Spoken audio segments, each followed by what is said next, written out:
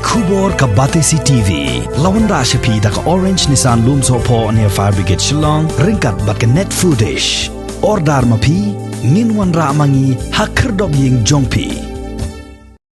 Uba Alexander L. Heck ubadai Myntri jong ka sarkar jilla uba pait ye katanat ka Koit ka Khiah aga sitrik ubana jilliu arajar arfuway ula pentip ba ula dep pa da ka jing Thoh so Myntri rang ba jong ka sarkar jilla u Konrad kongkel sangma naga benta ba un shim Khiah ha ka bayadai bat ka jing Pyllait no ya ka Tulop jong ki Asha kabala sakut menta da ki bon benai wat la ka jing yo jing siu ka jong ki kalong ka barit hadu kata haka jing keren bat ki nong Thoh ko boru ba AL Heck uliat ho haka bayadai bat ka jing penbiang ya ki PPE kits laptha ya ki Asha bakin lai yakendo ya ki bor badai pait jom ki CHC ki PHC lani ki sub center knang bakin yo ya ki ni ki jing don kam knang bakanam bo jing ma yalade habaki lai shiki shnong ki thau lakalong hasor lani ha ki nong kendong Asha jungi kita istomba kini ki Asha jungi kide ki very close contact with ki positive hakun sulsi jongaru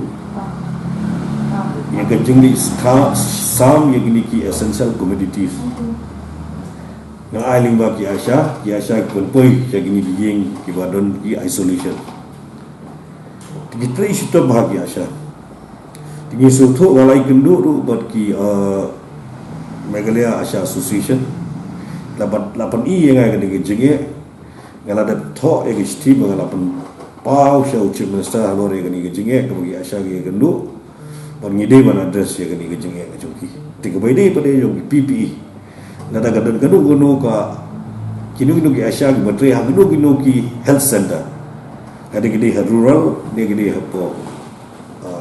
urban kita berwan lingba jong urban health center rural health centers kinu ru Bukit pani ki jono kami jongki ke baidai naga benta ke jingada jongki ru ke PPE ke sanitizer ke ngatai ki mask ni ngatai lima nyok naga health department dia baidai bakne ka Tulop jongki pat na tu tega ngala immediately hi ngala endorse ke ti so minister ben address ke jingaya jongki I received 2 letters today. One is from the Meghalaya Government Nursing Service Associations, a memorandum addressed to me related to the service of government service of nurses regarding to the death of one of the nurse due to the COVID-19.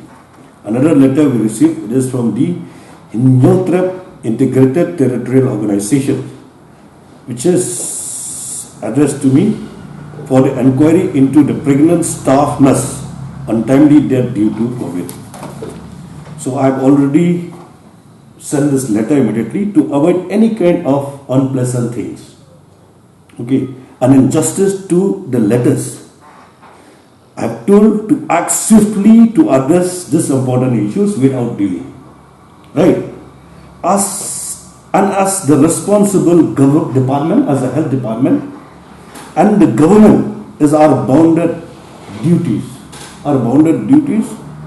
to ensure the life of our citizens and also the life of the very particular life of single health workers are very precious to us. So therefore, the report taken for both the letters, immediately it has to be take action and also the justice should prevail. Not already the letter issued today, definitely they are going to take up immediate action without delay. The word had used without delay. That they have mentioned in their letter, that has to be found out whether there is any letter from the DHSMI or from the government to the different hospitals to exempt for the pregnant women and disabilities for the duties. So that has to be looked. But yesterday when I discussed verbally with the health department, they are saying this, a nurse has not been given on the COVID duty. They are given in the general duty. So the hospital is the safest place for the citizen, for the workers, health workers or anybody else. It's a safest place.